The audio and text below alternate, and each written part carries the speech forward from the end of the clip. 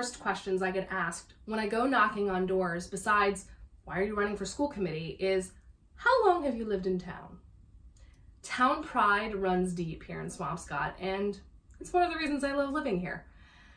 If you've read the paper or visited my website or Facebook, you'll know that I only moved to Swampscott last year with my family.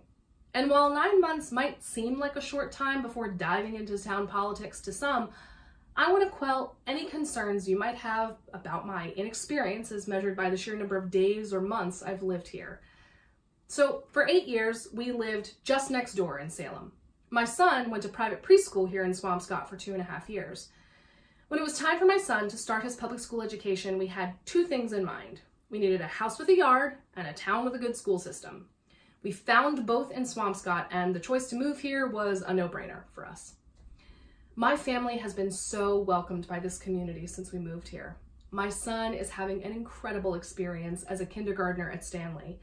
Between the beauty of our town's natural resources to the friendliness of our neighbors, whether it's folks out walking their dogs or grabbing a latte at Starbucks, we feel so lucky to be part of this community. We're excited to watch our son start Little League this spring, to thrive and grow and learn at our town schools, and to one day walk across the graduation stage at the high school, which, if his first year at Stanley is any indication, it'll be here before we know it. For me personally, it's important to be a proactive, engaged member of the community I call home. So don't let the number of months and days I've lived here hold you back from voting for me.